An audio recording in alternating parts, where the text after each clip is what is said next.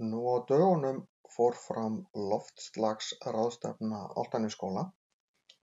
Þá settust nemendur í 10. bekk niður og veltu því svolítið fyrir sér: hvað þurfum við að gera? Við skiptum þessu niður í 3 flokka, getum við sagt, eða svona 3 megin svið. Það er í fyrsta lagi, hvað þurfum við að gera heima hjá okkur? Og það sem þau benda á er að við getum flokkað rusl, svo sé hægt að endurnýta plast og pappa, flöskur og dósir, rafmagnstæki og fleira. Það er hægt að endurvinna síma og tölvur til þess að ná þar í mikilvæga málma sem er hægt að nýta aftur. Síðan tala þau að minnka neyslu. Hugsa svolítið hvað við kaupum. Kaupa jafnvel minna. Hugsa að nýta hlutina betur. Vera svolítið meðvituð hvað við erum að kaupa. Til hvers erum við að kaupa það? Þarna erum við að hugsa raftæki, þarna erum við að hugsa föt, þarna erum við að hugsa matvöru ef út í það er farið. Allt í raun og veru sem við kaupum. Þau vilja að við notum meira rafmagnsbíla eða notum bíla sem að brenna jarðefnaeldsneyti minna. Spara orku, rafmagn með því að slökkva ljós. Þegar við erum ekki að nota þau, fara sparlega með heita vatnið og svo framvegis. Þetta nýtir allt betur orkuna hjá okkur. Og endurnýta og endurvinna. Endurnýta, þá erum við að tala að nýta áfram hluti sem við erum hætt að nota, að leyfa þá okkur öðrum að nýta þá með því að gefa þá eða þess vegna selja eftir bara hvernig fólk vil hafa það. Og endurvinna, þá erum við að koma hlutum í endurvinnslu svo að sé hægt að nota efnin úr hlutnum aftur í eitthvað annað. Og almennt bara að spara orku, fara vel með. Þetta snýst að fara sparlega með auðlindir jarðar. Næsti hluti var að tala hvað við getum gert á Íslandi og þá erum við að hugsa svona hvað við sem samfélag, hvort sem við erum að tala á yfirvöld á Íslandi, þess vegna sveitarstjórnarstiginu eða hvernig svo sem horfum á það. Og sumt af þessu má alveg taka til inn á heimilin. Kaupa íslenskar vörur, það er að segja að vera að kaupa minna innflutt þegar það er hægt. Því að allur þessi flutningur er dýr og hann mengar, veldur til dæmis gróðurhúsaáhrifum. Minnka innanlandsflug. Þau vilja flokka rusl og það þarf að vinna heilmikið í því að rusl er flokkað á svo ólíkan hátt eftir sveitarfélögum á Íslandi, sem er mjög sérstakt.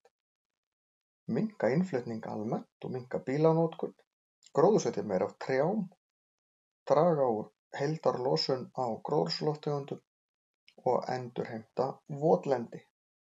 En endurheimting á votlendi, það stöðvar losun á kolefni út í andrúmsloftið. Og votlendið fer að binda kolefni í staðinn og svo erum við líka að endurheimta bara vistkerfi þarna sem við eigum of lítið af, svokölluð vistheimt.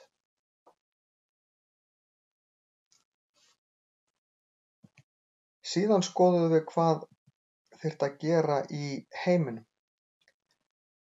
Það er að minnka plastframleiðslu.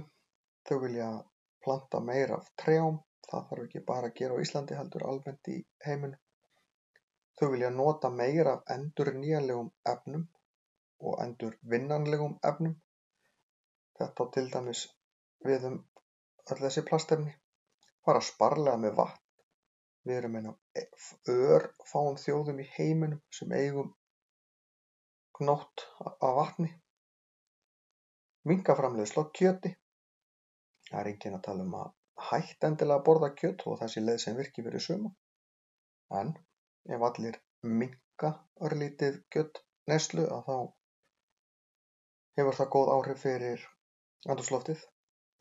tína rusl úr sjónum og á landi. Þetta skiptir heilmiklu máli. Það hefur safnast gríðarlega mikið plast, til dæmis í sjónum. Endurnýta plast og endurvinna.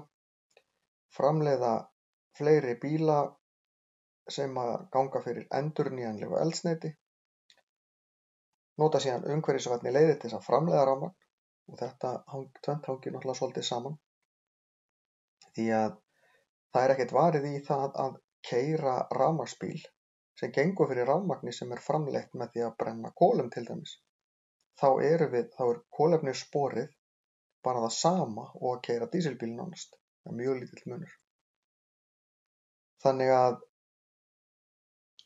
ef rafmagnið er framleitt með endurnýjanlegum leiðum, til dæmis með vindorku eða sólarorku eða einhverju þess háttar, að þá verður rafmagnsbílinn miklu skárri leið heldur en ef hann er keyrður á rafmagni sem er framleitt með því að brenna jarðefnaeldsneyti. Og minnka bara almennt notkun á jarðefnaeldsneyti.